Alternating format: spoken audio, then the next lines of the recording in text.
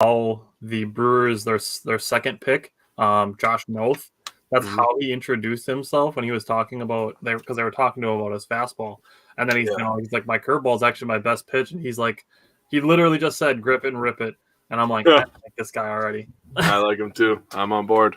So the Brewers are starting to sign a bunch of their draft picks. They've locked up, I want to say, 5 of them so far. Yep. The deadline to have your draft picks signed is next Tuesday. So Jake and I are going to put off talking about draft picks until next Wednesday, so that way we know who is all signed and who is all not coming to the team, because that, would be essentially wasted energy, which, not trying to do. So that being said, we're doing a little bit different style today. So we have all of our regular content. We're doing our 4 games that we had to discuss from last week, but we are also doing a fun little draft. Not necessarily a draft because we can use the same guys. Yeah, but a fun little segment, and this came partially from an idea from my daughter. She's talking about it. She's like trying to imagine the Milwaukee Bucks players playing football. Mm-hmm. So I called Jake and I'm like, Lily just gave me this idea. We should draft a team out of the other Wisconsin sports teams. Mm-hmm. So with it being Brewers season, we're starting with the Brewers. We are going to do the Bucks and the Packers when those teams are in season, but we're starting with the Brewers. So we have to make a Brewers team out of Badgers basketball and football players, Packers players, and Bucks players. Yep. So we are each doing a 1 through 9 lineup with positions, and then 2 starters, a reliever, and a closing pitcher. So, that being said, do you want to start with pitchers or the lineup first? Pitchers. Okay. Okay. So we have 2 starters, a reliever, and a closer.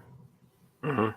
Okay. So we have the same starting pitchers. So I guess it does make sense that we're starting with starting pitchers because we have one of the same ones. So give me your first starting pitcher. So this one's obvious because he got drafted to the MLB out of college. He pitched in college. His name is Pat Do-It-All Connaughton. Guy's just straight up just an athlete, dude. He's just an athlete. That's all I would explain him. Yep. I also have Pat Connaughton on my list. So for starting pitchers, we need one more. Now, who is your second starting pitcher? Oh, I thought you were going to go. Okay. I went with a guy that's going to be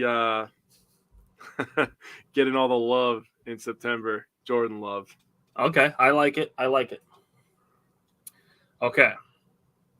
My second starting pitcher, you're going to like this, and you're going to probably be mad that you didn't think about it. But this is one of the positions that he played in high school, and he is going to be a Wisconsin Badgers football player. I'm going with Amari Snowden as my second starting pitcher. He's on the list. He's just later. Spoiler alert, he's on my list again later, too. Wow. I made Amari Snowden my Shohei Ohtani. Okay, I like it. Spoiler he probably alert. like that too. He probably like that too, honestly. I actually reached out to him and asked him, I'm like, hey, what positions did you play in baseball? And he told me pitcher and center field. So I'm like, bet. Yep. Okay. Give me your relief pitcher. Saginaw Valley State quarterback from 2000 to 2002, Matt LaFleur. Oh, okay. You like that? I see what you did there. All right. I respect it. Yeah. I'm with it. I'm totally here for it. I'm down for that. I like it. I put actual thought into this. I was like, this has got to make sense. Okay, so I told you this, that my relief pitcher guy does not have a baseball background at all. Okay. But my relief pitcher, I went with Tyler Wall. Now, I went with Tyler Wall because when you watch him play, he can absolutely dominate games for chunks at a time. Okay. So I went with Tyler Wall because you have a relief pitcher. You say, I need one dominant inning out of you. And I feel like Tyler Wall, he's got those spurts where he just scores like 12 straight points over like a 6-minute span. Yeah. So that's why I went with Tyler Wall. It was not for any baseball reasons at all. It was purely contextual. Huh. Okay, I mean, I'm on board with that. Okay, you want me to do my closing Yep, pitcher? give me your closer. This is where I put Amari Snowden. I Okay. looked him up. He has an 89-mile-per-hour fastball. So if we're just making teams of like athletes from other teams and we had to face them, I was like, give me a guy with a good fastball to close it out. I like it. Okay, so my closer, I did go with another defensive back from the Badgers. I went with Alexander Smith. I don't know if he played pitcher, but I do know that when he was in high school, he lettered in baseball twice. Oh wow, that makes sense. So I got that. Okay, so now going from a pitching rotation, now we're gonna go to starting lineup. So this is a 1 through 9. We have all the 9 positions, 8 positions, not including pitcher, and then a DH.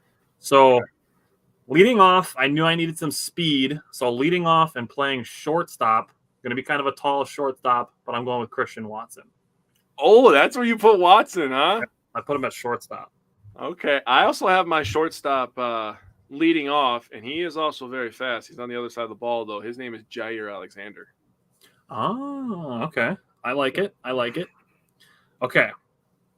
So batting second, I have a guy who always dominates the softball games when the Packers play them. So playing second base, because he's a little bit of a smaller guy, I have Aaron Jones. I'm mad that I didn't get him on my list, but we did make a rule with each other that we have to have at least one Packer, one Badger, one Buck. So for me, batting second is my center fielder, and this is where I have Christian Watson. Oh, okay. Batting third is where I have my center fielder. That's where I put Amari Snowden. I made him my Shohei Ohtani. I made him my center fielder, starting pitcher. Okay. So batting third, traditionally it's your best player, right? It's the guy that hits for average, hits for power. You want star power in that 3-hole. There's no bigger star in this state than Giannis, who's playing right field for me. Giannis playing right field. I'm going to tell you this right now. I don't have Giannis on my team at all because I've seen him actually try to play baseball. I have not. It was rough for him. Giannis is a basketball and soccer guy. Giannis trying to play baseball, it was hilarious. Okay. So my cleanup spot, I needed some power. So batting fourth, playing catcher, I went with A.J. Dillon. Ooh. Very nice. That's a good catcher. So for me, my 4 spot is my third baseman, and it's Braylon Allen. Braylon Allen at third base. All right. He just had a celebrity softball game, by the way. He did. Okay, so this one, I based the position for this guy purely on his size. Mm-hmm. So playing first base, batting fifth, I have Brooke Lopez. You have the same idea as me. I love you. He's not up yet though. My left fielder and batting fifth is a newcomer to the Wisconsin Badgers basketball program. This guy can jump out of the gym.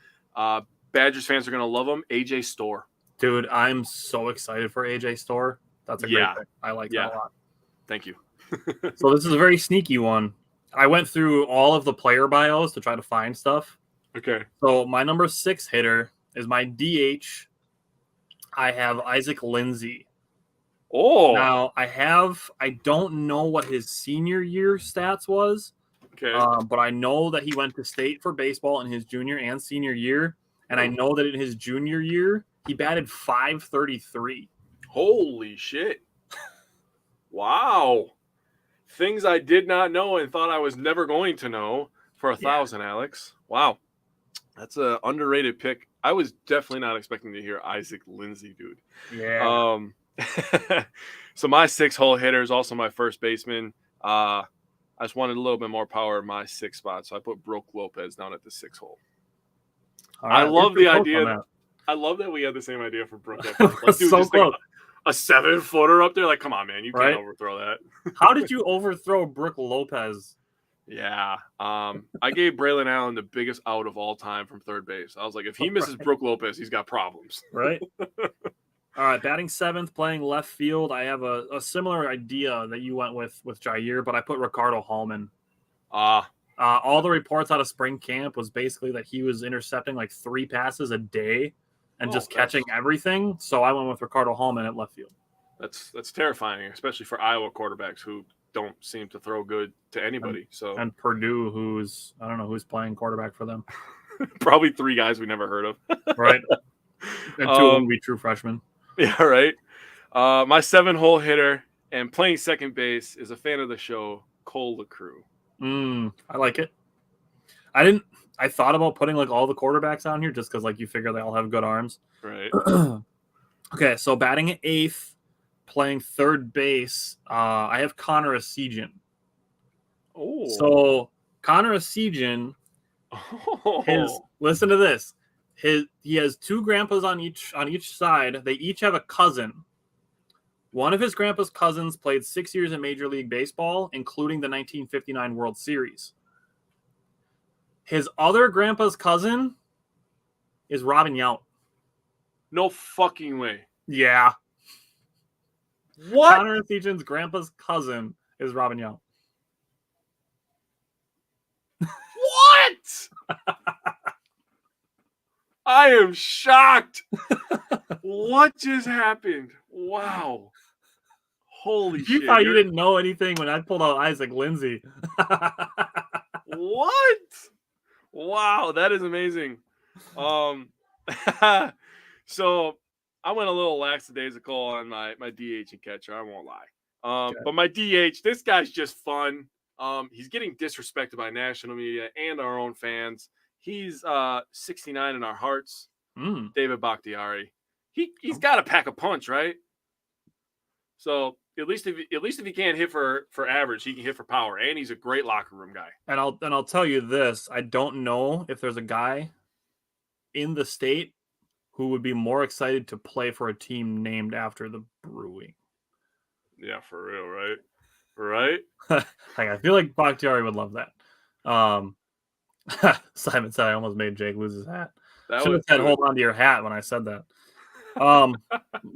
My number 9 guy, pretty straightforward, playing right field. I have Jordan Love. Oh, interesting. My catcher is a guy that catches footballs for a living, but my 9-hole hitter and my catcher is DK. Wanted a little bit more speed at the 9-hole, so we turned the lineup over. So Shimmer DK, your boy. Yeah, I like it. So Simon. Okay.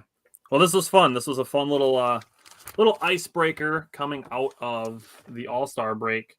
And speaking of having fun coming out of the All-Star break, I mean, the Brewers certainly did. So we have 4 games to talk about today. And it's going to be the entire series against the Reds and then last night's opening game against the Phillies. So, Jake, give me your power pair and underrated performer from those 4 games. So, for my power pair hitter, I went with William Contreras. He had a 10-game hitting streak before it ended last night, so he almost tied his career-high hitting streak. He went 6 of 16 overall. He had 1 run, 1 double, 1 home run, 1 RBI, and a walk. He was slashing .375 average, a .412 on base percentage. That is nice. I hope he continues to do that for the rest of the year. A .625 slug. I also hope he continues to do that, maybe a little bit higher. But this one, if he does this for the rest of the year, holy shit. A 1.037 OPS. The man is getting on base and he's hitting the ball hard, so you can't complain with that. For sure. My power pitcher was, this was the best pitcher this week. Corbin Burns. I got to tell you, Brewers fans have to stop disrespecting this guy. Yeah. He had a tough first half, and who knows the reason behind it. It could be, the disagreement he had with the front office this offseason, and maybe he was letting that – yeah, it could be anything. We don't know. It could be a family issue. We don't know what's going on, right? Could just be a little bit of a down couple months. Yeah, maybe he just wasn't locating the ball correctly, right? It doesn't always have to be. He rebounded well enough to get into the All-Star game. All right. But his first start against the Reds was just fucking fire, dude. Needless to say, he went 1-0 this week. 6 innings pitched, 2 hits, 0 earned runs, 2 walks. He had a mini heart attack, and then he still struck 13 people out, and he ended with a 0.67 whip. So, yeah, take that. Damn. My underrated performer was the guy that pitched the next day. So this is kind of my boy. It's everybody's boy. But fastball Freddie Peralta, 6 innings pitched, 1 hit, 0 earned runs again, 2 walks again. He only had 6 strikeouts, but a 0.50 whip. A little bit better than Corbin Burns, but Corbin Burns was just disgusting. I cannot wait to get into the game breakdown of that for that game, dude. Oh, I got some stuff to say. Simon said the Brewers have been killing it lately. He said, I saw the post that said they were going to get swept by the Reds, which is funny because that was before the All-Star break. Yep. We played them 6 straight games. Yep. And the guy was saying we were going to get swept in the first 3. Not only did we not get swept in the first 3 and took 2 of 3, but then the next 3 took all 3. We took 5 out of 6 from those suckers, dude. Yeah. And then they lost 2 games yesterday. And clinched the NL Central tiebreaker. So they have to finish a full game ahead of the Brewers. Yep. They can't finish the season tied because so it's essentially the same thing the Brewers had last year where they can't tie the season series at the end. They need to be 1 game ahead. Yep. Okay. So my power pair and underrated performer, my power pair, I have Christian Yelich again for the 5th time in 6 weeks. And the only time I didn't have him in those 6 weeks, Jake did. Yep. So Christian Yelich has been a part of somebody's power pair for the last 6 weeks straight. It's been pretty good. So he had 4 RBI last week. He was 4 for 12 against the Reds, and then he was 0 for 4 last night. So he was 4 for 16, which is a 250 batting average on the week. But 3 of his 4 hits against the Reds were for extra bases. He had 2 home runs and a double. So 3 extra base hits last week. And I just, because I like to up the pettiness level a little bit when it comes to the negativity from our fan bases. Still crying that after we put out the Christian Yelich apology form that he's overpaid. I just checked it last night. So far after the 4 games, Christian Yelich is up to a $26.3 million value from Fangraphs. He is officially having a season that is quote unquote worth more than the 26.2 he's being paid. So you can't even use that argument anymore. Yep. He is now officially being paid technically less than he's worth based on Fangraphs value model. So we're getting a deal. We're getting a deal. Not to mention that his 2018 and 2019 seasons were both worth like $45 million. But yeah. Actually, Lorenzo Cain's 2018 season was worth like $38 million, and he got paid like 15.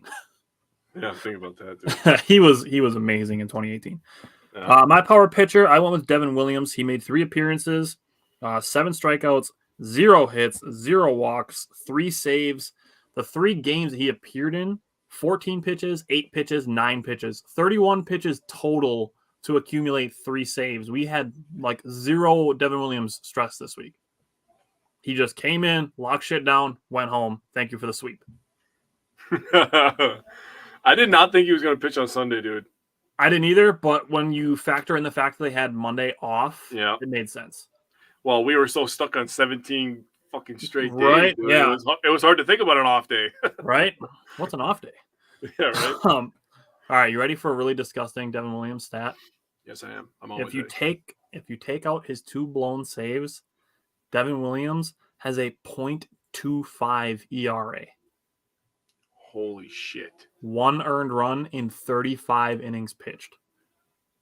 He might be the best closer in baseball, and I know people are going to call us homers for saying that, but he's guaranteed locked and loaded top 3.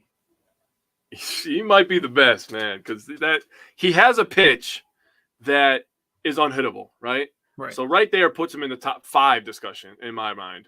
Sure. Then you add in if he's locating his fastball, you're screwed. Yeah. We'll talk about it when we get into the games a little bit, but he mixed in some cutters a little bit. Am I supposed to say bing when he says bong? I'm just wondering. Bing bong? Bing bong? I don't know. Bing bong, whatever. I don't know. Okay, so my underrated performer, I went with Adrian Hauser. I saw people dogging him. The Brewers, they jump out to, or the Reds jump out to a 1-0 lead. Brewers tie it at 1 on the Christian Yelich home run, and the Reds take the lead back 3-1. It's the 4th inning, and people are like, oh, Adrian Hauser's trash. Adrian Hauser just gave the lead right back. What the fuck? He ended up pitching 5 2/3 innings, gave up 6 hits and 2 walks, had 5 strikeouts, gave up 3 earned runs.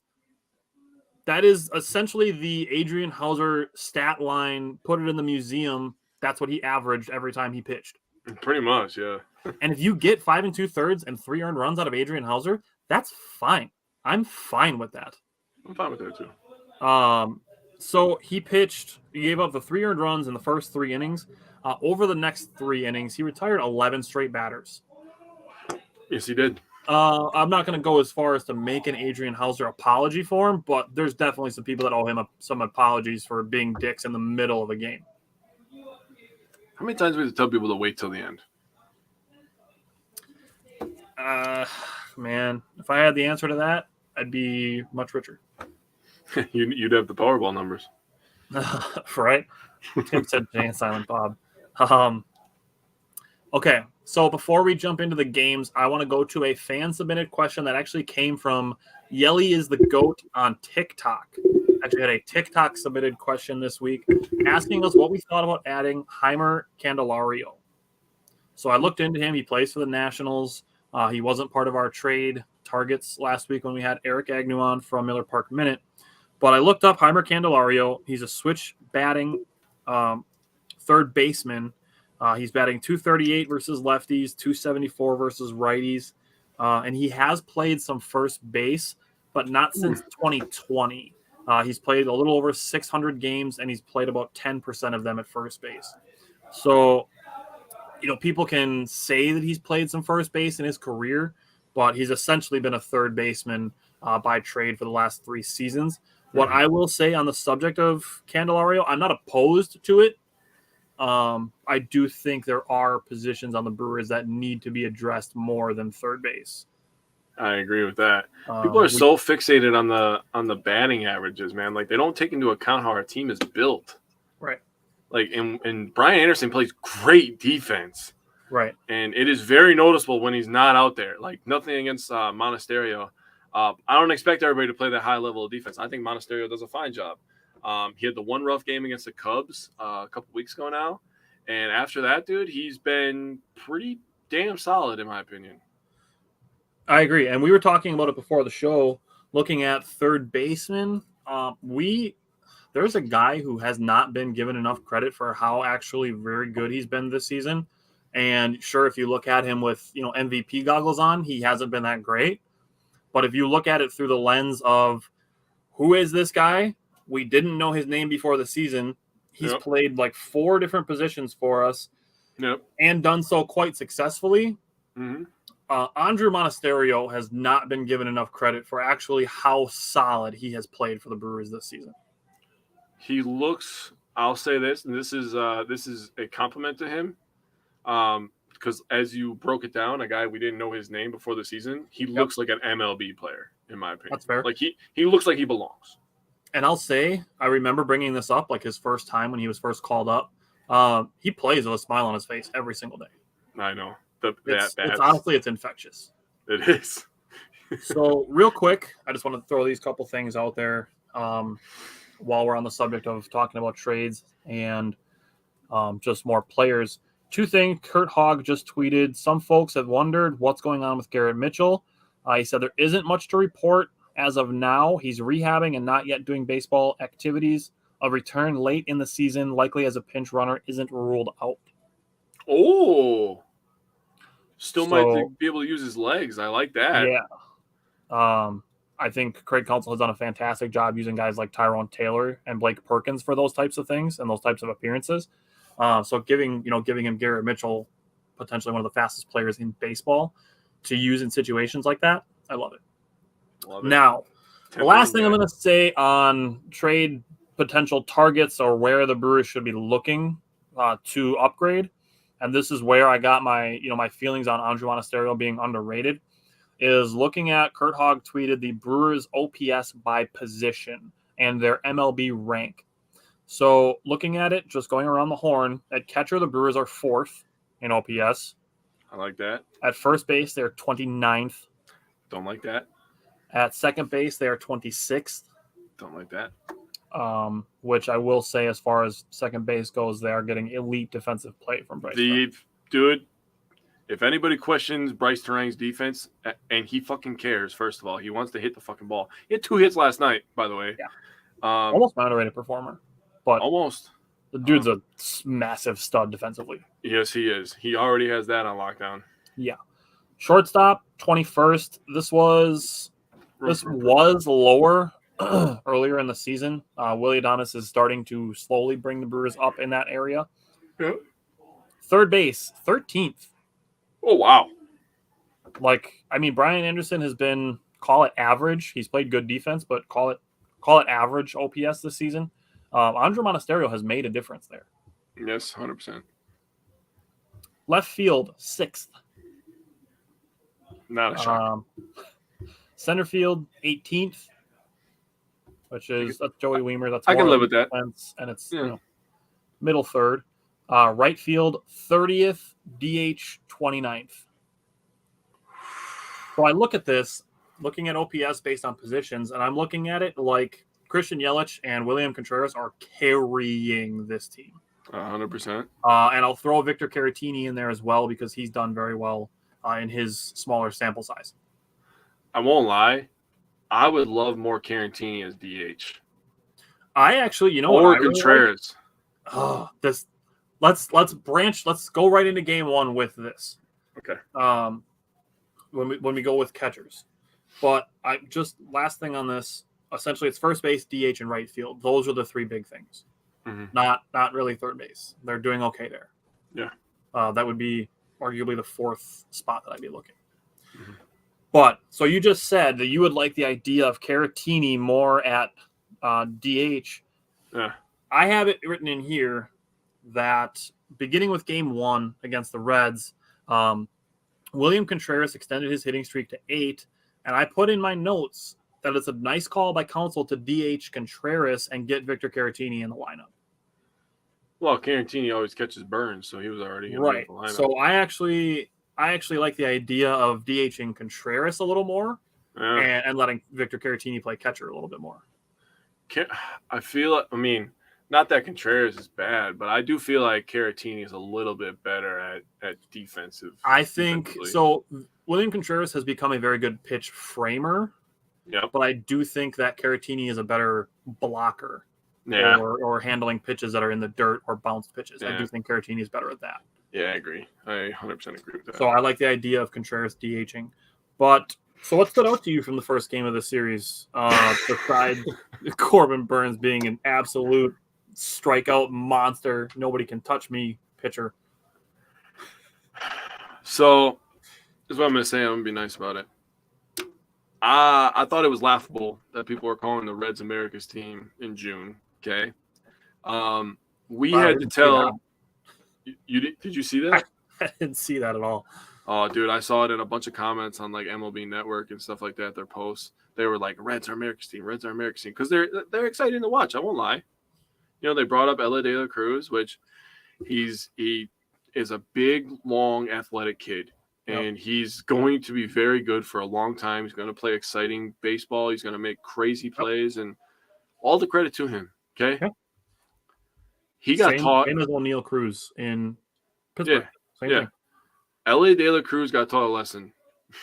He walks up there with his swag, which I respect. He's a young kid. Yeah, he wears his chains. He goes up there. He's got the pink on. He had to lick his wounds after this one because he got taught a lesson from a Cy Young award-winning pitcher. He struck him out on 3 curveballs, and I know you're going to have the curveball strikeout stat, so just hold on to that. Hold on to that for a sec. 13 strikeouts for Corbin Burnes. This was a sellout crowd in Cincinnati. So we take 2 out of 3 from them. We win the last one 1-0, and then we have the All-Star break. We take this one 1-0. I'm going to let you have that stat too. sellout crowd in Cincinnati watched their team strike out 18 fucking times. Oh man, I got some stats for you, dude. Holy shit, dude. Can you imagine, like, Tyler and I get to go to the game in 2 days on Friday against the Braves. If I watch the Brewers strike out 18 times, I'm going to be fucking pissed. Like, I'm not even going to, like, hide my emotions. I'm going to be pissed. Yeah. But anyways, let's go back to this game real quick. Adames and Contreras both had doubles in this game. Both had their 15th double in this game. Owen Miller got his 12th stolen base of the season. And Victor Caratini comes up clutch again. This guy amazing call up by you, by the way. I believe it was after the Mets home run. You said that he's developing a really, really good clutch gene. And I believe that too. I remember June 11th or whatever, I was texting you. And I was like, I don't really know who I trust on this team outside of Contreras and Yelich, in a big moment. And now I can add Victor Caratini in that. The guy just comes up clutch. He can bat from both sides of the plate. Honestly, we're talking about underrated, and I'm talking myself into it. He might be the most underrated, underappreciated player on this team. That's the guy plays dirty defense. Like I said, he bats from both sides. He calls good games for Corbin Burns. Absolutely. And Burns is our best pitcher. Woodruff is awesome. Not going to take anything away from him. But when Corbin Burns is on, he's one of the top 3 pitchers of all of baseball. Yep. That includes a Shohei Ohtani, Scherzer, Verlander. I don't care who you put up there. When Burns is on, dude, Burns is like the guy, right? He's got that ability. Yep. So Victor Caratini having the trust of a guy like that just tells me all I need to know about him too. So the one thing that was kind of a negative in this game is Yelich's 17-game on-base streak ended, which was the longest in baseball. That now belongs to Freddie Freeman, who got his up to 19 last night. Freddie Freeman's so good. He is, and he's such a nice guy. I know. It makes it hard to hate him. I know. He plays for the Dodgers, but dude, he's such a good dude. I feel the same about Anthony Rizzo. Like when we did our drafting our favorite non-Brewer MLB players, I picked Freddie Freeman and Anthony Rizzo. And it's like, God, he played for the Cubs and the Yankees. Like, ugh. It almost doesn't get worse than that. Like, just add the Dodgers on there and you just suck. Oh man, don't put that evil on me. But Freddie Freeman's on the Dodgers, so I don't think Anthony Rizzo's going there anytime soon. Yeah. On the subject of Victor Caratini, I put it to you, and what I will say, I challenge you to find a better backup catcher than Travis d'Arnaud. Is the only guy I can think of from the Braves. He's really the only guy that I can think of that would be a better backup catcher in Major League Baseball than Victor Caratini has been. I would agree to that. Do you want to answer this question from Michael? Yeah, let's put it up. Michael just popped in. He said, hey, guys, just got to say this team defensively is so much better than any of our recent teams. The range in the outfielders, third and second base, has really been noticeable to me. Thoughts?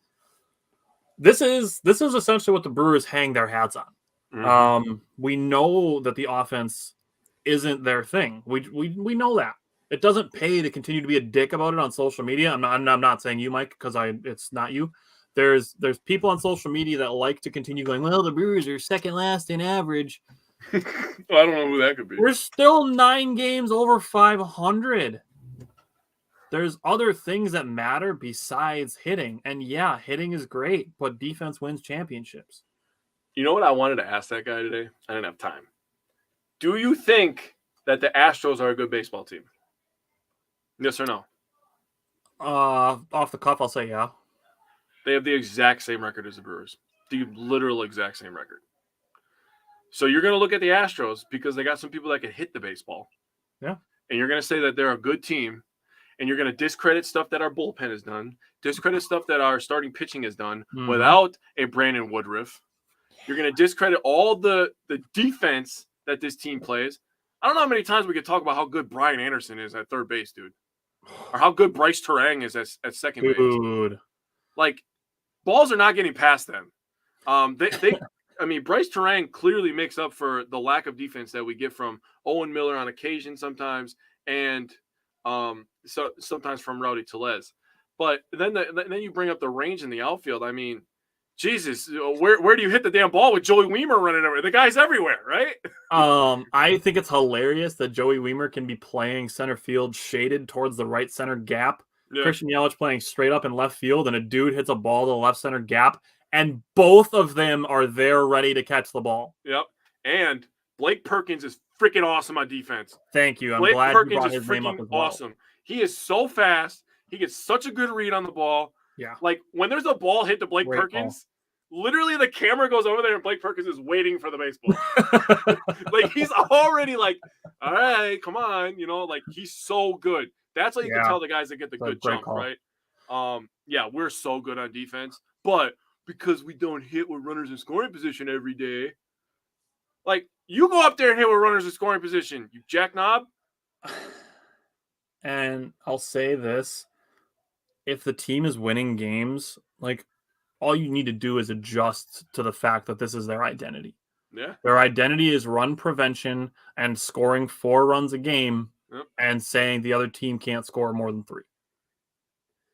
You know what? A lot of times it's true. And here's the thing. Since June 30th, the Brewers have the second best scoring offense, only to the Braves. Oof. So James said, what's up, guys? Guess 1 game back at the halfway mark wasn't the end of the world, huh? Guess not. Who would have thought? Who would have thought?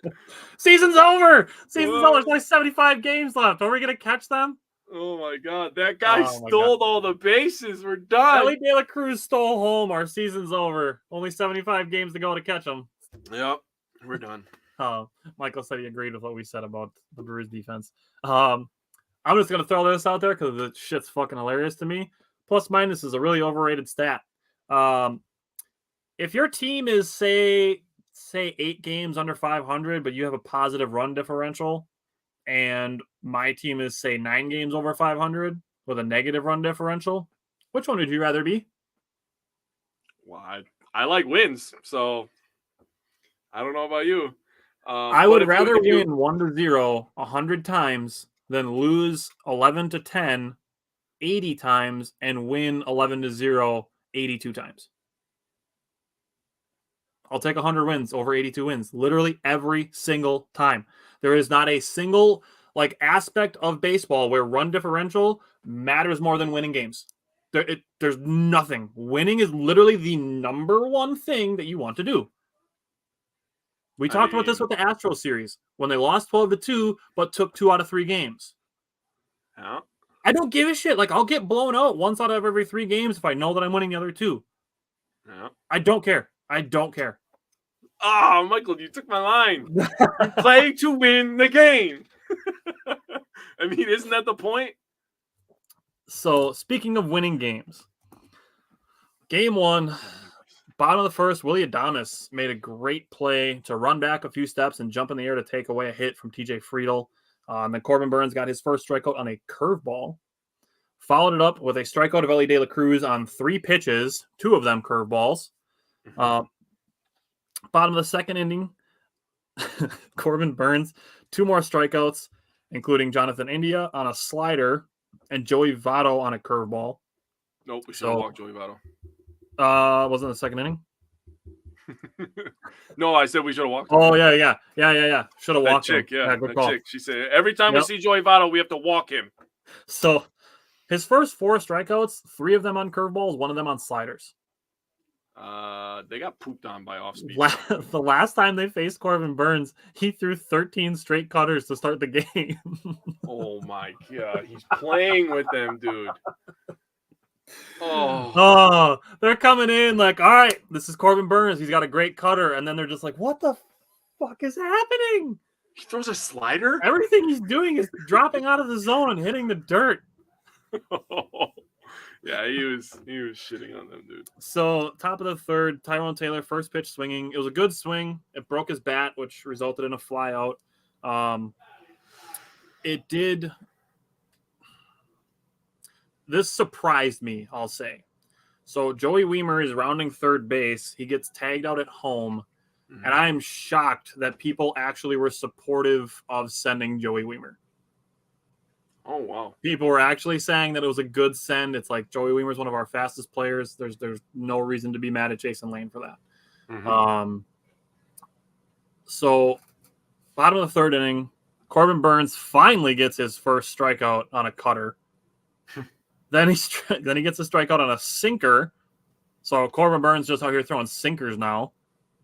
Yeah. Then gets another strikeout of Ellie De La Cruz on another curveball. Yeah, he looks strikes bad. out the side in the third inning. 7 strikeouts and 13 whiffs through 3 innings pitched for Corbin Burns. Yikes. I will give credit to Ashcraft. He was through 4 innings on 41 pitches. He was off to a really good start. Yeah, he was. Bottom of the fourth, Corbin Burns, another 1-2-3 inning. Did have 1 strikeout and a cutter in the fourth. Top of the fifth, Tyrone Taylor, another good rip, just right at the left fielder. So I do feel that even though I'm not very high on Tyrone Taylor, I do feel that he's seeing the ball better. Agreed. Bottom of the fifth, Corbin Burns gets another strikeout on a sinker. Like, that's just dude's throwing cutters, and now he's going to start throwing sinkers. He's just like, check it out, guys. I have a new pitch that you can't touch. Yeah. Follows it up with his 10th strikeout on an absolute dot on the outside corner with a cutter. Just disgusting. Bottom of the sixth, Corbin Burns opens with a strikeout on a changeup. Mm-hmm. Strikes out Ellie De La Cruz on another curveball. And then strikes out India on a cutter. He finished with 13 strikeouts. 12 of them were swinging strikeouts. Nice. That's disgusting, dude. Yeah. Absolutely nasty. Did ESPN talk about that? No? Yeah. Yeah. Should have traded him while he was worth something, I guess. Yeah, nope. Ellie De La Cruz is just like tall and stuff. So cool. Top of the seventh, William Adames led off with a double. Owen Miller singled to right field, stole second base, and then Victor Caratini delivers again with an RBI single. Jesse Winker followed that up with a walk, and that was the only run scored. Mm-hmm. Bottom of the seventh, Elvis Guerrero got 2 groundouts and a strikeout. Top of the eighth, Willie Adames just missed a home run, just foul, 3-4 rows foul, barely missed a home run. Bottom of the eighth, Piamps came in, fly out, strikeout. Top of the ninth, Brewers went 1-2-3. Bottom of the ninth, Devin Williams comes in. He opens with a cutter. So apparently Devin Williams just throwing cutters now.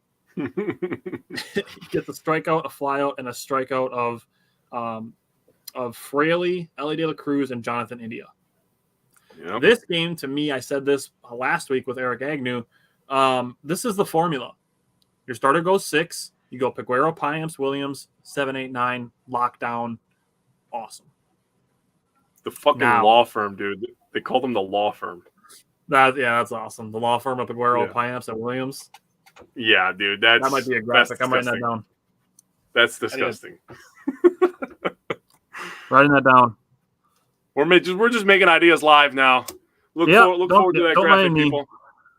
Look forward to that graphic, people. Next time it happens, it's getting posted.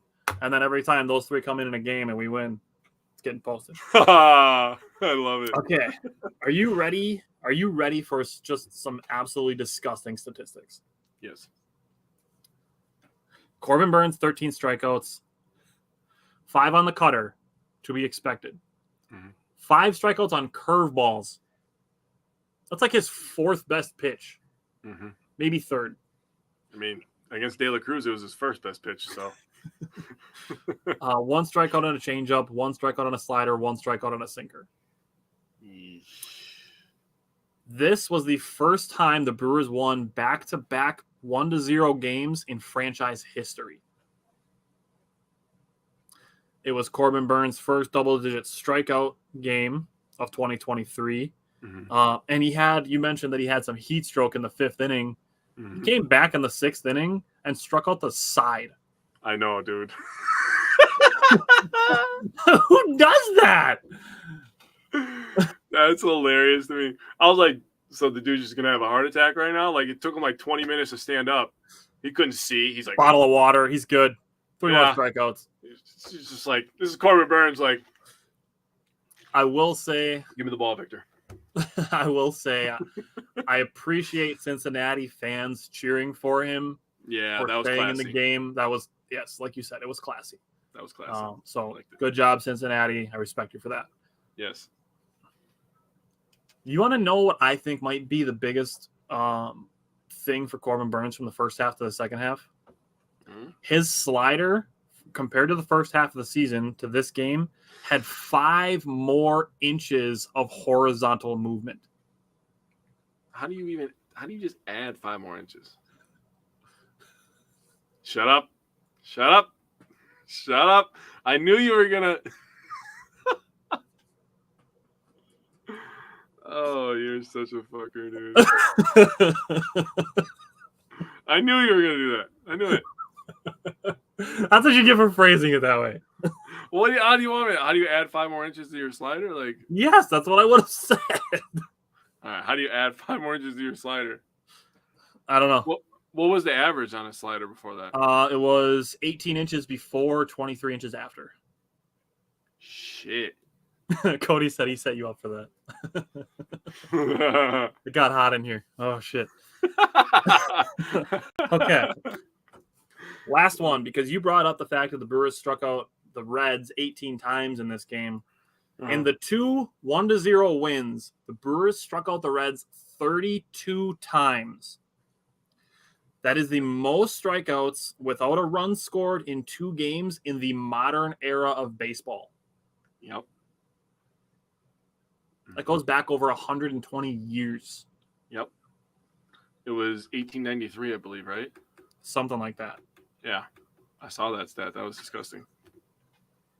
That's just gross. Yeah. And I'm going to have more similar type stats after we talk about game 2. So what stood out to you from game 2?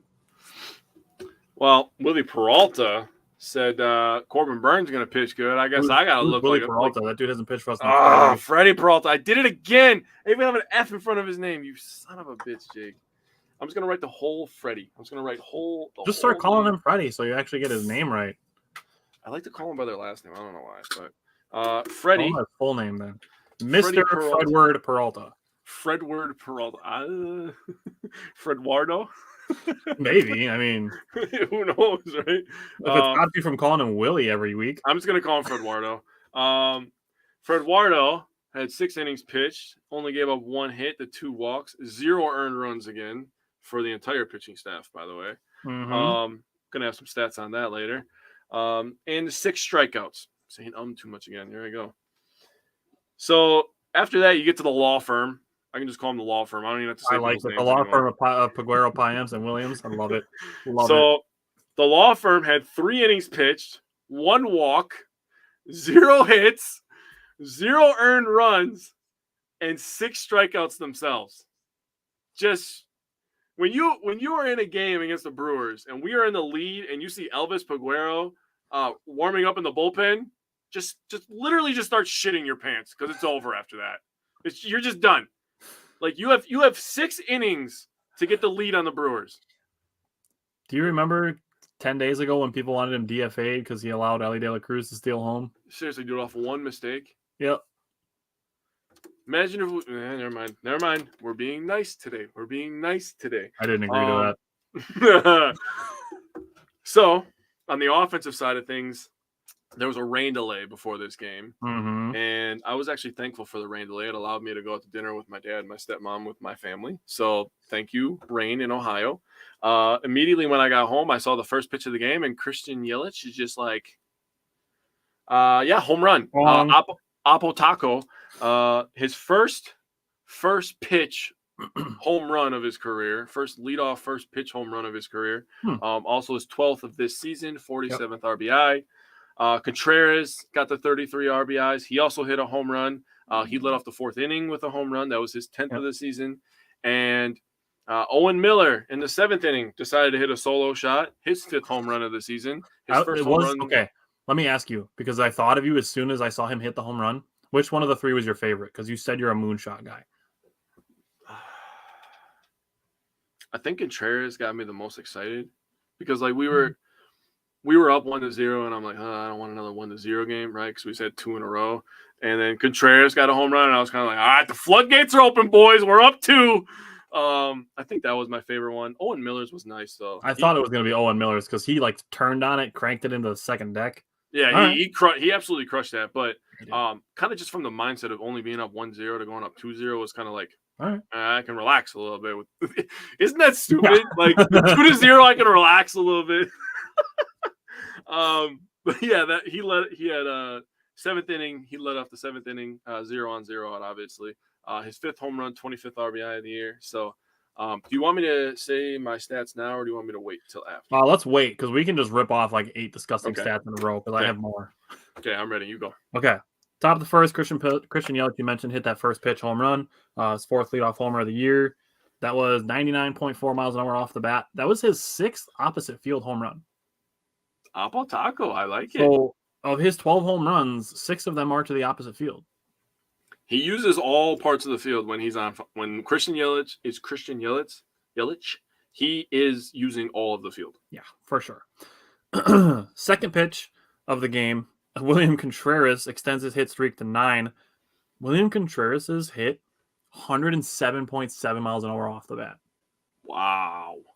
Willie Adames grounded into a double play because it was right at a fielder, but his was 102 miles an hour off the bat. Yeah, I remember that one from the game. And then Owen Miller's flyout was 94.9 miles an hour off the bat. So the Brewers like scorching the ball out of the gates. Wow. Bottom of the first, Freddie Peralta got him to go 1-2-3. Thanks to some very good defense by Willie Adames. Mm-hmm. Top of the second, Tyrone Taylor, another well-hit deep fly out to the warning track in left center field. This is where, like I said, I do feel that Tyrone Taylor is starting to see the ball better. Bottom of the second, Bryce Terang made a really, really nice snag on a 105-mile-an-hour liner by Ellie De La Cruz. So good defense by him.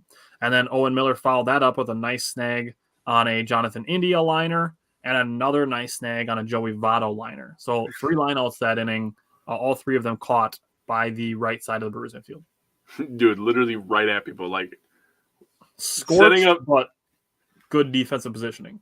The Brewers coaching staff has to get more credit for how they set up the defense too. I agree with you. And that is, I think that's Jason Lane's job, actually. I think defensive positioning is part of his job. I think he's the third base coach and the defensive positioning for the infield. He's pretty damn good at that. But, people wouldn't know that. They just complain when guys get thrown out. I told you, I didn't agree to be nice. Bottom of the third inning, Freddie Peralta had 2 more strikeouts. Top of the fourth, William Contreras led off with a home run. Also, opposite field. So it's William Contreras' 7th multi-hit game in July. Yep. Dude, when he was starting to, and they moved the first baseman last night. When he was starting to just hit the ball down the first base line, that's when I knew, like, all right, he's just taking what the defense gives him, right? Yep. And then they move the first baseman. Now he'll adjust again because he is just a good hitter. He really, really is. So bottom of the fourth, Freddie Peralta's no-hitter was over, and if you look in hindsight, that was the only hit that he gave up. It should have been a strikeout. Yes, it should have been. If we have robo-umps, that's a strikeout, and Freddie Peralta and the Brewers pitch a combined no-hitter. Ouch. Yeah. A freaking broken bat, single, whatever. It is what it is. Bottom of the 5th and 6th, both quiet innings from Freddie Peralta. Top of the 7th, Owen Miller makes it 1 solo shot every 3 innings. 1st, 4th, 7th. Every 3 innings, Brewers is going to hit a leadoff solo shot, so that's how that goes. Bottom of the 7th, Peguero struck out Ellie De La Cruz. The pitch that he got Ellie De La Cruz to strike out on, a 93-mile-an-hour slider. Yep, and it was gross. Bro, who throws 93-mile-an-hour sliders? Only guys named Elvis, baby.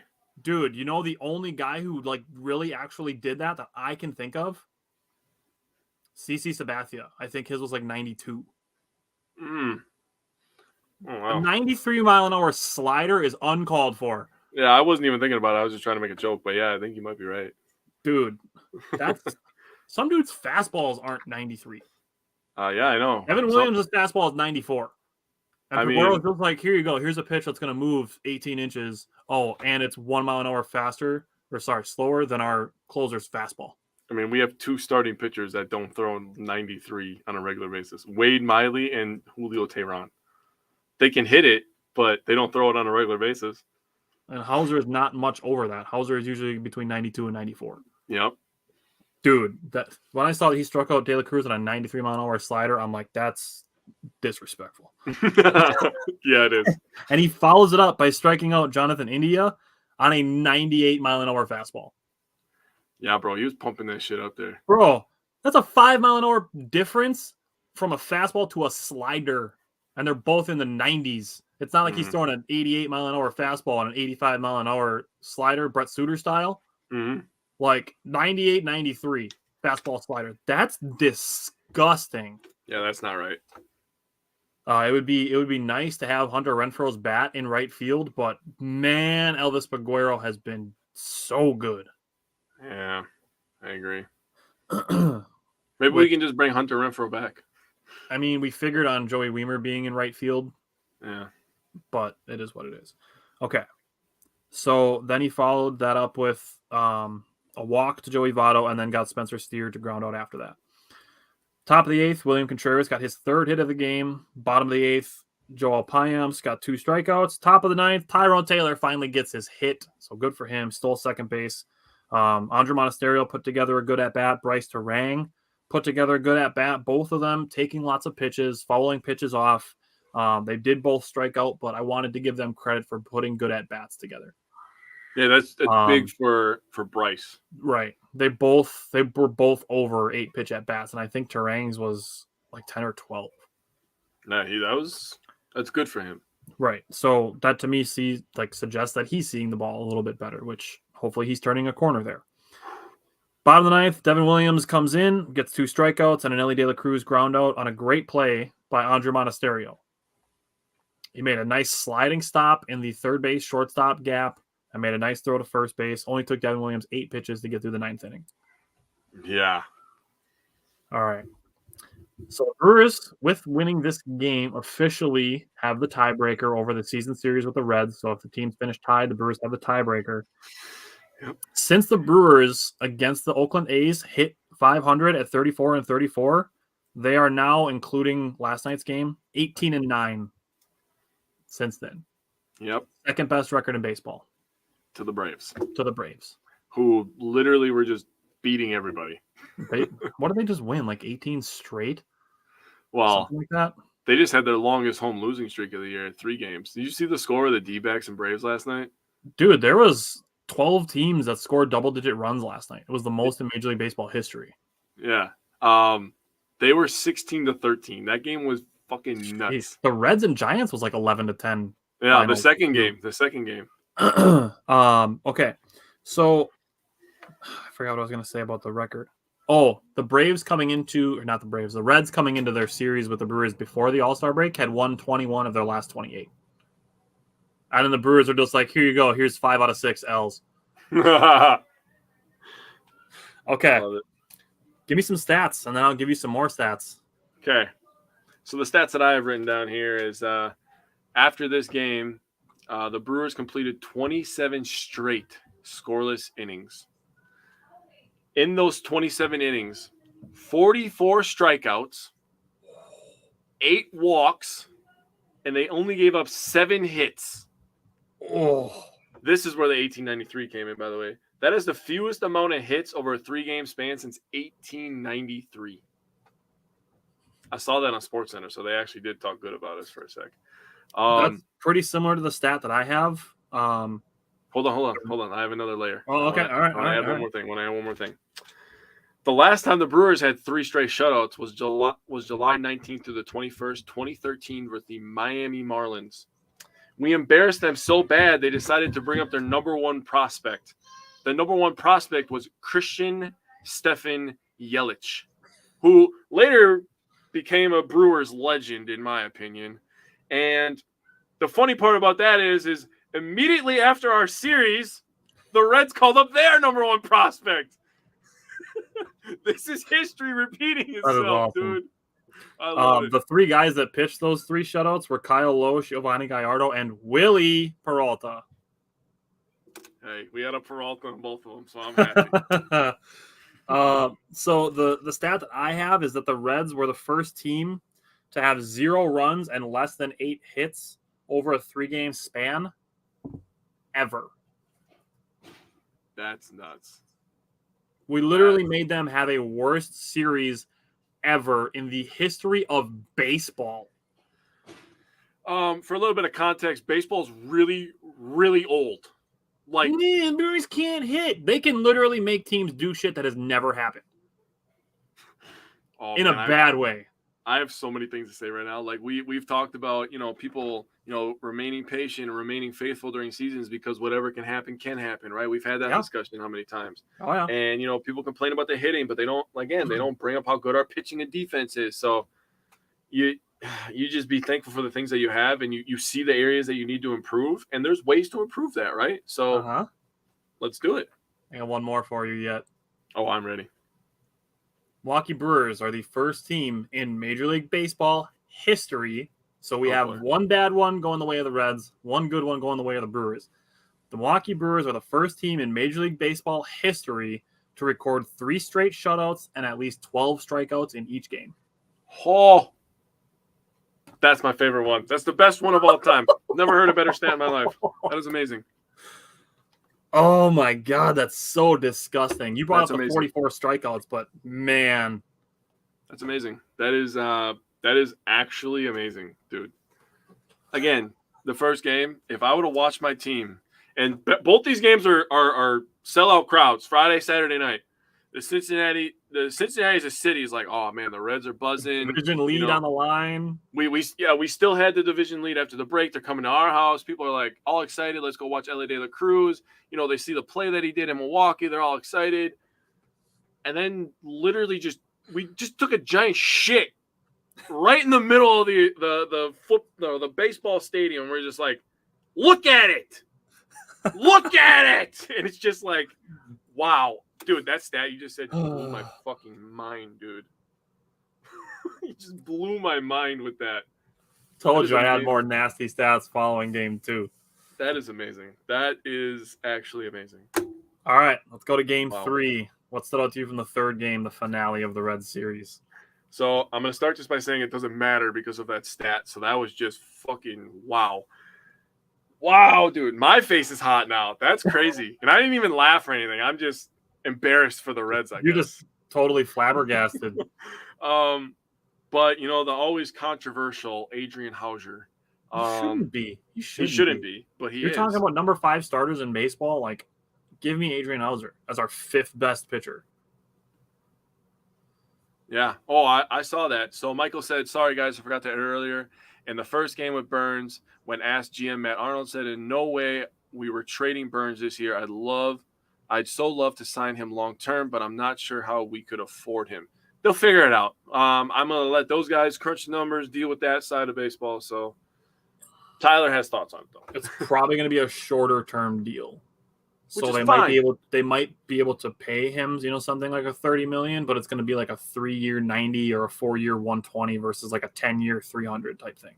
If you can guarantee me 4 more years of prime Corbin Burns and tell him to trust the process of all these hitters that are coming up through the Brewers minor league systems and adding other arms that are going to, continue the dominance of our bullpen and our starters, I mean, I'm all for it. 100%. Let me also add in the acquisition of William Contreras, a guy who's under team control through 2025 at least.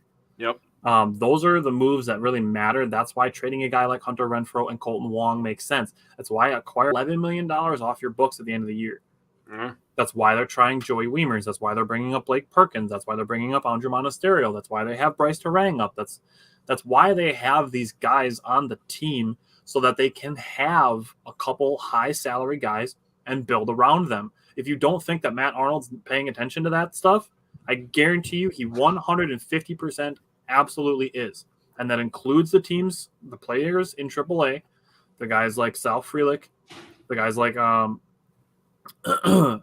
Gosser, who's a pitcher, doesn't quite count as much, but paying attention to guys like Jackson Churio, paying attention to guys like Tyler Black. Yep. Dude, I'm such a big Tyler Black fan. I cannot believe he's not in AAA yet. But these things matter. Yeah. So they're gonna bring up Hira eventually. Probably, it sounds like it. Yeah, everything I've been reading, they're bringing him up, and then immediately after that move happens, like 30 seconds after that, Tyler Black's going to AAA. That's fair. I think that's what's going to happen. So what I'll say on the subject of Castanera, this is going to be his last chance because the Brewers are going to have to make a 40-man roster move to bring him up. Mm-hmm. And he's not he doesn't have any minor league options. So if he doesn't perform and he gets DFA'd again, he's not making it back to the Milwaukee Brewers. He might make it back to the Nashville Sounds, but he's not making it back to the Brewers. I agree with that. He's not coming back to the Brewers, but yeah. There were some quotes, and we could talk about that later if you would like. Thanks for going back. Mike. Going back to this game, yeah, thank you. Hauser went 5 2/3, got into a little bit of trouble, so Bryce Wilson comes in, and he's quietly been super, super successful for the Brewers this season. He pitches a third of an inning, but gets the guy out that he needs to get out, gets out of a jam. 0 hits, 0 walks, 0 earned runs, 0 Ks, but he got the job done, right? Star of this game, to be completely honest, might be Hobie Milner. Oh, I agree with you. 2 strong innings. The 1 walk, the 1 hit, but he had 1 K, but he was in command on that mound. Hobie Milner absolutely gets a star of this game. Devin Williams, again, I did not think he was going to pitch. I was like, I don't know who we're going to put in there, but it's definitely not going to be Devin Williams. But then he was just like, yeah, okay. It's what did it take him in this game? 9 pitches? You have it written down? Was it 11 this one or 9? was... I remember he got through the first 2 and 4 pitches. 9. Yep. It was 9. 14 innings or 14 pitches in the first one, 8 pitches in the second one, 9 pitches in this one. Yeah, I knew he was super efficient in the last 2. Yeah. In terms of RBIs, Yelich, another home run, his 13th of the year. He also had a double, which was his 20th double of the year. So he has 20 doubles, 13 home runs, over 20 stolen bases. His OPS is freaking through the freaking roof, sky high. He had 2 RBIs in this one. Monasterio, he made the mistake where people started complaining about him at third base, and then he comes through with a late RBI, his 6th of the year. Owen Miller got the 26 RBIs. I have some stats for you about the bullpen real quick here. So if you add these 3 games in with the last game before the All-Star break, the Brewers bullpen in those 4 games versus the Reds, 12 1/3 innings pitched, 1 freaking hit, 0 earned runs, 19 strikeouts, and a 0.16 whip. Wow. And what? 2 walks in there? It doesn't. I don't have walks. I think I only had 1 in the previous game, so I can look it couldn't have been many. So Hobie Milner had 1, and then so 1 walk, 2. 1 walk and 2 walks and 1. Pines had 1 in the second game, I think. No, Peguero had a walk. Peguero had 1. Okay, I knew one of them had a walk in one of the games, but they didn't give up any hits. So 2 walks, 1 hit, 19 strikeouts in 12 innings. Shit. Bro, they literally just took a shit on the Reds this weekend. It was awesome. Wow. I'd be terrified if this team had hitting. They'd be the best team in baseball. And the thing is like the Reds were like they built their good surge on their hitting. Yep. Like I will give credit to Abbott. He's a solid left-handed pitcher. He's a rookie for them, so he's doing well for them. Yep. But they're not built to be a pitching juggernaut. Their team is built on scoring runs. Yep, 100%. And the Brewers just said nah. Yeah. No. No. You're not. No. You're not scoring. Yep. Can't let that happen. So top of the first inning, William Contreras extended his hit streak to 10. Bottom of the first, Adrian Hauser struck out the side. He does not do that very often. No. Bottom of the second, the Reds finally got on their board with India and Votto getting hits. That ended a streak of 28 consecutive scoreless innings by the Brewers as a team. That is the 4th longest streak in franchise history. Yep. I remember that one from the game. And what followed that is the Reds manager getting tossed for arguing balls and strikes. Imagine getting tossed in the second inning of a game you're up 1-0 in. You want a little stat on their record when he gets tossed? What is it? So since he started as the manager in 2019, he's got tossed 25 times. Their record is 5-20 in those games. They are 1-4 this season when he gets tossed. 5-20, and you think you're helping them. Wow. Yeah. Tossed in the second inning. Good call, dude. Bryce Terang ended the second inning with a Gold Glove level play at second base. Top of the third, that's when Christian Yelich hit his home run, 439 feet. So second longest of the season by 1 foot. God damn it, he was so close. Like, I kind of just want him to have all the stats. Right? I saw somebody say that he needs to lead the team in hits, average, RBI, home runs, doubles. He needs to lead the team in every offensive category for how much he gets paid. I literally saw somebody say that. I mean, he practically is, right? He damn near, yeah. Except home runs, really. Right, and he's not far off. No, he's not. He's only 3. He's tied. That's right, he's tied. Yeah, because Adames has 16. 16, yep. Bottom of the third, the Reds grabbed the lead back with a 2-run home run, made it 3-1. Both teams are quiet in the fourth inning. Top of the fifth inning, Andrew Monasterio led off with a single. Bryce Terang, seeing the ball well, worked a walk. Weimer had a fly out into the gap. Good play by the center fielder. I don't remember who was playing center field that day, if it was Friedel. But a good play to keep Andrew Monasterio at second base. His momentum he carried towards third base. That's a good play by the Red center fielder. I will give them credit for that. Christian Yelich, one of his 3 hits is a single, makes it 3-2. And then William Contreras hit a sharp liner, resulted in an unfortunate double play. It's just one of those things. The guy hit the ball hard. There's no shame in it. It's, it goes as a double play in the books, but he hit the ball hard, which is really all you really want when you boil it down. Yep. Hauser followed that up with a 1-2-3 bottom of the fifth on 8 pitches. Yep. So Reds are like, all right, we got some momentum back. Got a great defensive play to get a double play out of this, get out of this jam. And Adrian Hauser is just like, shh. 8 pitches. Took a 1-2-3. Top of the sixth, Willie Adames led off with a single on an off-speed pitch. Good to see Willie Adames hitting off-speed pitches. Yes. The Brewers had 3 strikeouts following that, which isn't great. But we talked about this earlier when Michael asked the question about defense. Christian Yelich and Joey Weimer showing their range. Joey Votto drew a walk. Spencer Steer hit a hot liner. Andrew Monasterio couldn't handle it. And that was the end for Adrian Hauser. Now, we just talked about the ninth inning last night, or the previous night, for Andrew Monasterio making a great play on Elly De La Cruz to finish the game.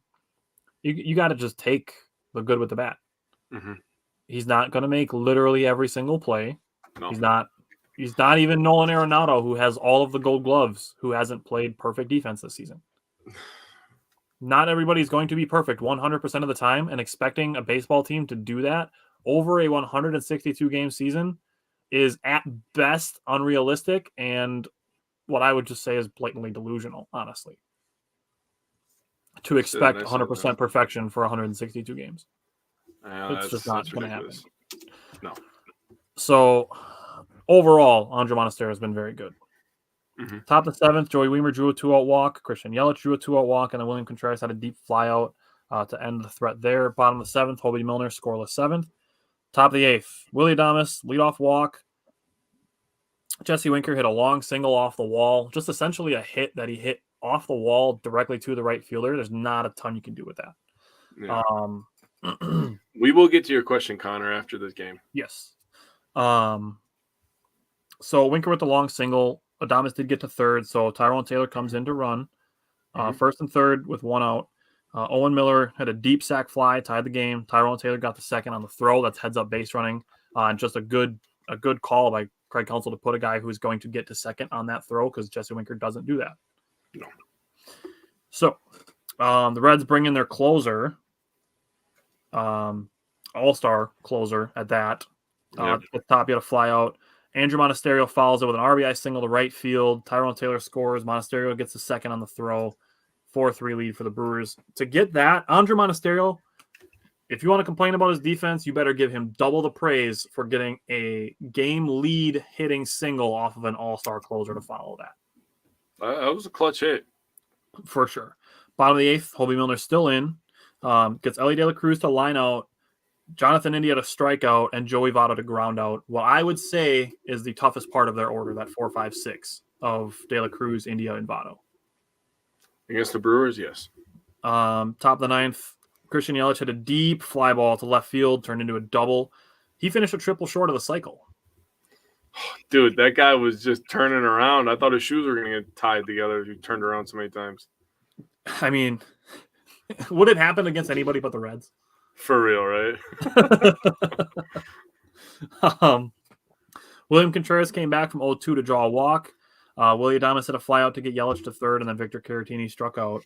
But bottom of the ninth, Devin Williams comes in for the third straight day. The first time that he's pitched three straight days in 2023. Oh, wow. Gets a hot grounder to Bryce Terang that he snagged. Owen Miller with a nice pick, and then gets a strikeout to end the game. Really just great work by the Brewers. They get to 10 games over 500, their highest mark of 2023. Mm-hmm. I mean, there's nothing to complain about in this Reds series. There's literally nothing. Let's give credit to Owen Miller as well. After he had a rough day against the Cubs, that Cubs series taught us a lot of stuff. And we still won 2 games. So that's fair. He put in a lot of work dealing with those hops, those short hops, those medium hops. And they said this on the broadcast. He's been out early working at first base every day. Yeah, credit to him for real. That's all. That's winning baseball right there. Yeah. Do you want to take this from Connor? So Connor asked on YouTube, do you think they signed Woody as well? Sorry, I'm a little back when you talked about Burns. Could they do both Burns and Woodruff? This, to me, it's going to be something where it's got to be short term. I don't see any of them signing for more than 5 years. I think they're both 29. I know Burns is 29, but I think Woodruff's like the same age. But they're both around that age, so I don't think the Brewers are going to get to a position where they sign either one of them for like a 10-year deal. Even Christian Yelich, when he was what, 20, 31, so he was 27 when they gave him his 7-year deal. No, Woodruff turned 30 in February. Okay, so I don't think they're going anything longer than putting them at 35 years old. That's just what I think. I don't know, because Matt Arnold's philosophy on signing guys long term could be very different from what David Stern's was. So paying attention to these 2 guys, which Burns is still arbitration eligible for next season, so he's not a free agent after 2023.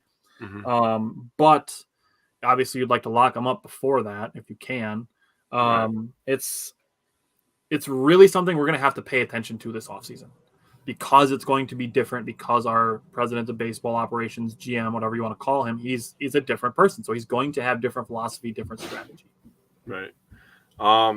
So for me, I kind of look at it as the way as something that happened in the NFL today, where the Steelers signed Andrew Highsmith to a 4-year, $68 million deal. And the rest of the league, who has a bunch of edge rushers who are up for deals, Green Bay Packers included, with Rashawn Gary, are looking at that like, okay, that's the value for a guy like that. Am I equal to him? Am I better than him? Am I a little bit worse than him? Right. So for me, in this way with the Brewers, I think once they sign Woody, I think Burns will then be able to gauge his value, how the Brewers are going to value him, and then his agent will have the value that he is around the league. So getting Woodruff signed first, I think, is absolutely a necessity to get Burns to sign here as well, because then Burns knows, okay, we still have me, we still have Woodruff, we still have Freddie Peralta, and then we also have these, we have the law firm, we have a bunch of guys in the minors that could help out as well. We still have a Hobie Milner in the bullpen. Yep. So I think signing Brandon Woodruff would be something that could definitely set us up for later. For later success with Burns. It's really gonna be something to pay attention to. It's really what I'm gonna say. I just want to see Brandon Woodruff's contract details. What I will say is Matt Arnold so far, all the trades that he's made, they look really good. Elvis Ferreira's a rookie, so we got that. Abner Uribe looks fantastic. We're going to get to him in this Phillies game, so we can jump into that. Woodruff still has arbitration next year. He has 1 year left, or does he have 2? 1 year. 1 year of arbitration. He got paid $10.8 million this year, so I would imagine somewhere around that for a 3-4 year deal. Him and oh my God, I'm not gonna lie to you, dude. Like seeing like a Jacob Morowski and and Ethan Small and the newly added top 100. I'm blanking on his name now. Robert Gosser. Robert Gosser. I mean, they could all be up in 2025. So we might actually be set up for like perfect timing. As sad as that is, you got to look at it from both ends of the spectrum. We could be up for like perfect timing of like some of our hitters are going to be more experienced, right? And we could have like a good contact offensive team. And then if we're like role reversal where like the pitchers are young and we're trying to get their legs under them, So I don't know. I mean, Josh Noth I think he's 17. He'll be 18 very soon. But he already throws 96 to 98. I know with that's stupid. With a 3,000 RPM curveball when the league average is around 2,500. That's so stupid. Matt Arnold, I think they've signed 4 draft picks so far. All of them have been below the slot value for where they were picked. So Matt Arnold made a ton of high school picks on the final day of the draft. But he's got a lot of extra money saved up from the guys that he's signed so far. So we could be in a position where the Brewers sign literally all their draft picks, which would be just insane. But so far, Matt Arnold has done a great job in his role.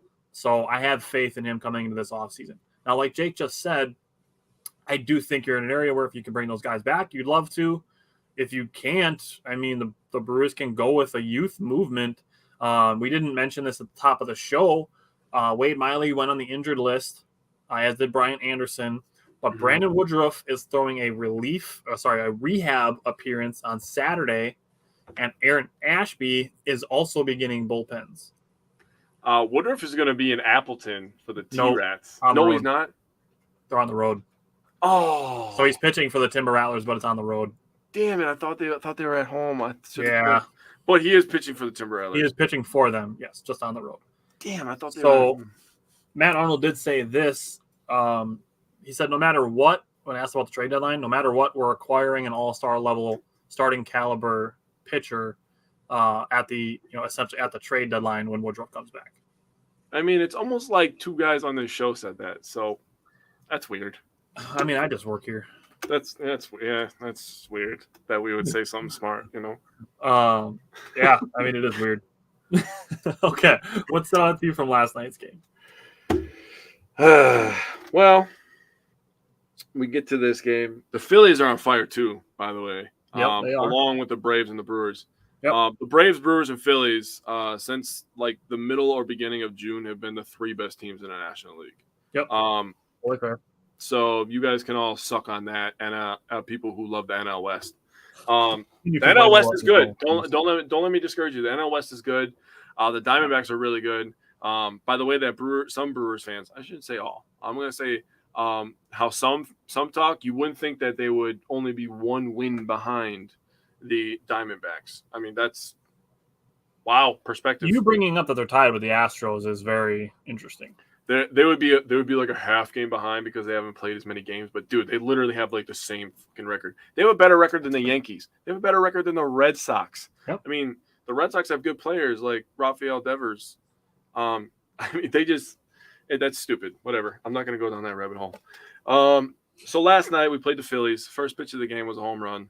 Yeah. And it was like, all right, we're now 1-0. Let's dig out of it. And the heart of this team showed up last night. They just kept grinding, kept going after it.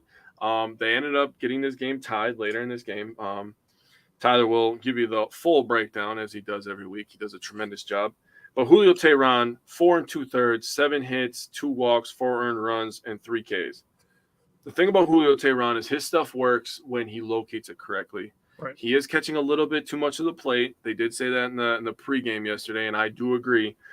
That's what happened on the home run. That's what happened on a couple of these other hits that happened in this game. Is he just catches a little bit too much of the plate. Mm-hmm. He does still have starter quality stuff. I mean, we need to get rid of him. He's figured out. Man, we can't. No. We shouldn't have thought that shopping off the clearance rack would continue to work. Told you I didn't agree to be nice today. I'm going to be nice. I'm choosing to be nice. I was. Never mind. I was on one this weekend. I'm not gonna lie. I woke up and chose petty. I was on one this weekend, man. So I gotta balance it out a little bit. Got to get some of that good karma back for myself. But Trevor McGill, he's back with the Brewers yesterday. 1 inning pitch, 2 hits, 0 earned runs. He did give up a run though, but it wasn't charged to him.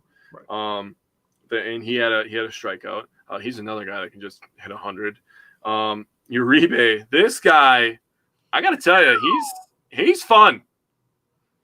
If he develops the rest of the season, he could be the 4th guy in the law firm. He's going to be our 8th inning guy for like the next 8 years. Eventually he will, yes. How does that roll off the tongue? The law firm of Peguero, Piamps, Uribe, and Williams? I mean, come on. It doesn't sound bad, in my opinion. He had the 1 hit. He did have 2 strikeouts, though, but he was pretty damn good. He was hitting 100 on multiple occasions, throwing that slider at 90, 88 miles per hour. So, I mean, he's all over the board. He's throwing different speeds. He's doing a good job. He is getting acclimated to MLB baseball at the top level. Yep. Like a JC September call-up in July. All right. JC Mejia, he was okay. 1 inning pitch, 2 hits. He didn't give up any earned runs. So, again, the bullpen, 0 earned runs again. Wow, shocker. But in this one, Yelich and Monasterio had a couple 2-out RBIs. So Yelich is now up to 50 RBIs. If he gets somewhere in the 85 to 90 range. As a leadoff hitter, bro? Pretty damn good. If we add a bat in the next couple weeks here, if we add a bat, a guy that you can you put him right there in the 4-hole, he's good to go. Kind of a little bit of protection for a Willy Adames who hopefully can heat up if there's a guy behind him. He's going to see some more pitches. That's my dream, at least. Christian Yelich with that top 4, if we added a bat, like whoever the hell it is, we'll have to, judge it by the player. I think that top 4 can win you some games because the bottom of the order in this one was actually the one who carried. Good call. Bryce Terang, who leads us in triples, by the way, with 3. He's starting to see the ball better. I'm glad you called that out because I was going to say that in this game. He's definitely starting to see the ball better. He's gonna start hitting. He's gonna get on a little on base streak here. He's still gonna continue giving us great defense. So, what is your opinions on the Brewers game's gonna be starting here pretty soon, or unless it is started? But we're gonna go right off of talking about the Brewers to watching them. So that's gonna be absolutely phenomenal. That's exactly gonna go. So the Brewers went 1-2-3 in the first 4 innings of the game. You already mentioned the home run by Schwarber. The second inning, a walk, a double, and ground ball produced a run for the Phillies. Bottom of the third, another single run scored, a triple scored after a single. And then the bottom of the fourth, the Phillies leadoff walk, and then went 1-2-3. The top of the fifth, the Brewers ended a consecutive inning streak of Aaron Nola, 22.2 innings. Wow.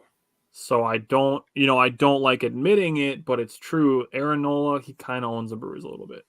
He does. And I knew you were going to bring that up. That's not an embarrassing thing because Aaron Nola, he's a good pitcher. It's not like, Aaron Nola has been second in the Cy Young. He's made like 5 All-Star games, 4 or 5. He's one of the best pitchers in the National League. He should have made. People thought he was going to win the Cy Young the year that Corbin Burns took it from him. That was Zach Wheeler. Oh, that was Zach Wheeler. Same. Nola was like 5th or 6th though. Like he was the Woodruff to Aaron Nola's Corbin Burns essentially. Yeah, he. I know he's been up for Cy Young a few times, and he finished I think his highest finish was 2nd. So I mean, he's not a bad pitcher. He's a very very good pitcher still. Yeah. So the Brewers did that with 2 outs. Good work by them. Tapia single, stole second. Andre Monasterio made the game 3-1. And then Bryce Terang hit a high chopper up the middle, and a bad throw allowed Andre Monasterio to score. Bryce Terang stole second, and a Weimer strikeout ended the inning. Bottom of the fifth, 2 outs and 2 singles ended Tehran's day. McGill came in, gave up a single that made it 4-2, and then after a wild pitch, got a ground out to end the 5th inning. Top of the 6th and the 7th, the Brewers went 1-2-3 again.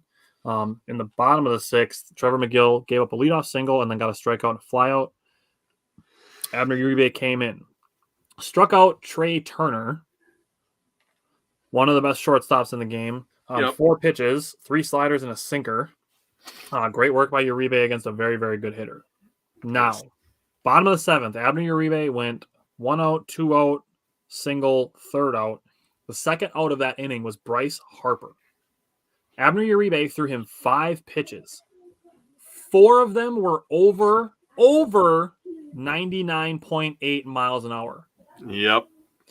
Including a 102.2 mile an hour four-seam fastball, the new fastest pitch in Milwaukee Brewers history. That's just stupid, dude. He followed that up with a slider down and in at 90 miles an hour to Bryce Harper, a pitch that almost hit the top of his shoes. He swung and missed at by a lot. Bryce Harper is one of the best players in baseball. Yeah. That's some BDE, if you know what that stands for, from Abner Uribe. To do that, to Trey Turner the inning before, and then Bryce Harper this inning to throw him 4 absolute gas pitches, including the fastest pitch in franchise history, and a 90-mile-an-hour slider down in. Yeah, that's just bullshit. Strike him out on 5 pitches. Yikes. Top of the 8th, Brewers got a good start. Andre Monasterio had a single. Bryce Terang had a single. Joey Weimer, good hustle to avoid a double play. Mm-hmm. And then Nola was done with 1 out, the runners on the corners. Christian Yelich hit a ground ball. There was no chance for a double play. That made it 4-3, which would be the final score. William Contreras grounded out to end the threat in the 8th. You mentioned Mejia. What I want to give credit for in the 8th inning, Mejia gives up a leadoff single.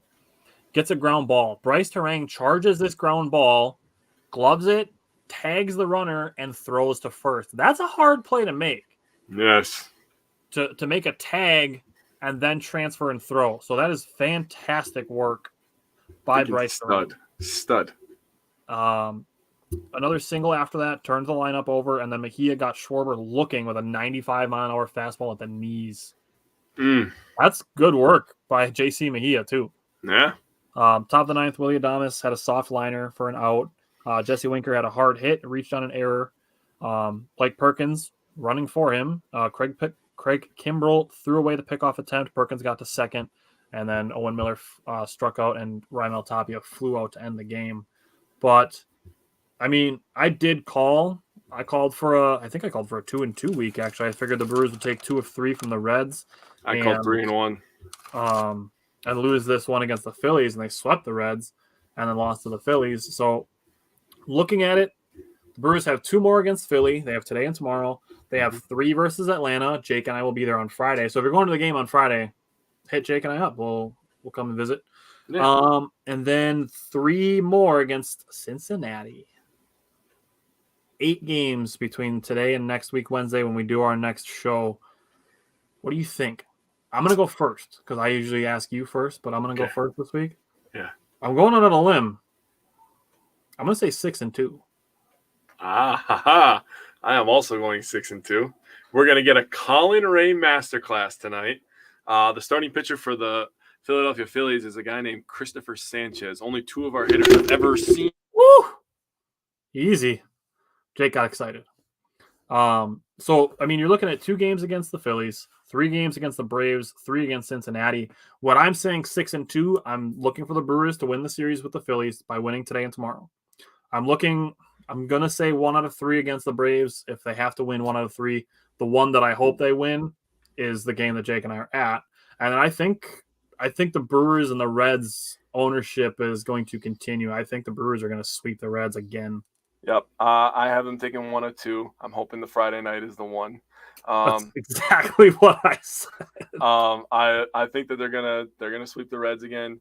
But we have Colin Ray tonight.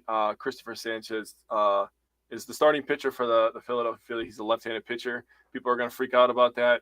The Brewers have been really good against lefties as of late.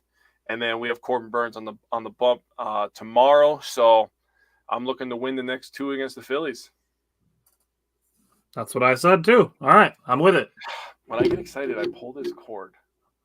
You need to settle down over there. It just sets everything on fire, dude. All righty. Well, there will be no Friday show this week. Jake and I are going to be at the Brewer game. And then we will be back next Wednesday with 8 baseball games to talk about. Definitely going to be lots of content still coming out between now and next Wednesday. And I will see you then. Hopefully we get to see the law firm tonight, baby. And Friday night.